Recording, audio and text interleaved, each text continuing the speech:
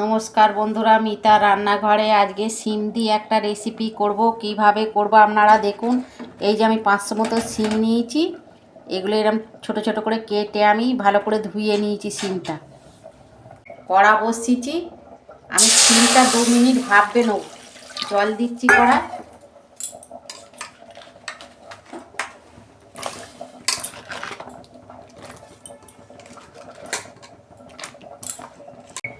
এই যে অল্প নুন দিয়ে আমি ভাপবে নিচ্ছি।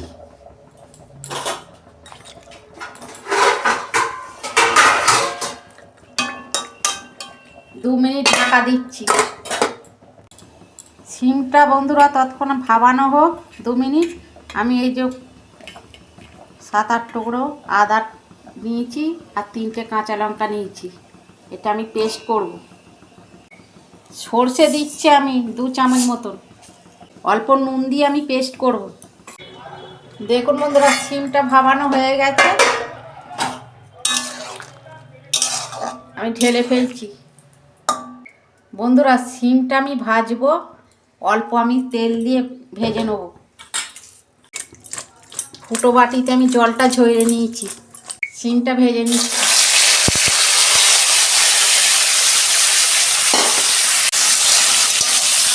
কেন সিমের কাঁচা গন্ধটা চলে যাবে ভেজে নেবে। এইরকম সিমের রেসিপি আপনারা করবেন, গরম ভাতের সঙ্গে খেতে শীতকালে খুব ভালো লাগবে। সিম ভাজা হয়ে গেছে, আমি ঢেলে ফেলছি। কড়াই আমি অল্প তেল দিয়েছি।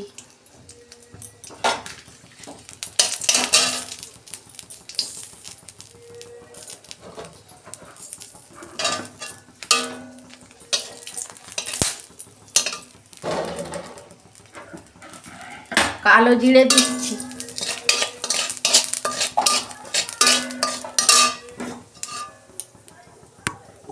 একটা টমেটো কেটে রেখেছিলাম, ছোটো দিয়ে দিয়েছি। এই যে আদা সর্ষে কাঁচা লঙ্কার পেস্টটা দিয়ে দিচ্ছি।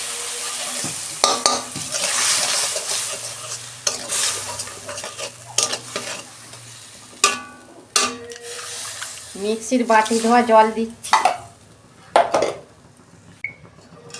এটা নিরামিষ তো সিমের রেসিপিটা, অল্প লঙ্কা গুঁড়ো দিচ্ছি।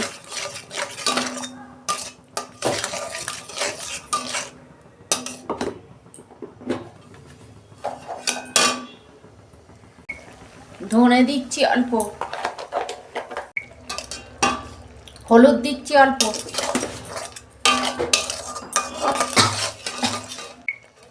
জিরে দিচ্ছি,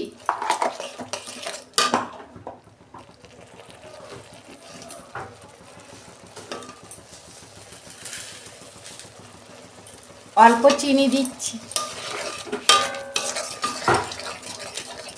নিরামিষ তরকারি তো, পরিমাণ মতো নুন দিচ্ছি। বন্ধুরা, মশলাটা আমি 2 মিনিট কষে নেব।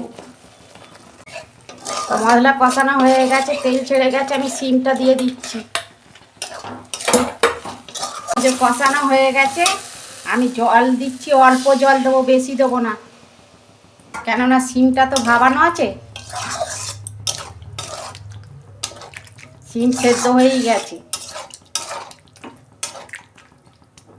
2 মিনিট আমি ঢাকা দেবো। দেখুন বন্ধুরা, ঢাকনা খুলছি। সিমটা আমি একটু শুকনো শুকনোই মতন করবো, হয়ে গেছে, আমি ঢেলে ফেলছি।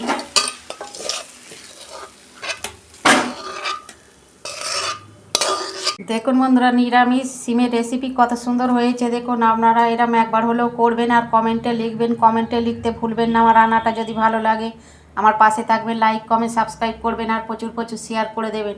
এরমই নিত্য নতুন রান্না আপনাদের পাশে তুলে ধরবো। সবাই ভালো থাকবেন, সুস্থ থাকবেন। দেখা হচ্ছে পরের ভিডিওয়ে। ধন্যবাদ।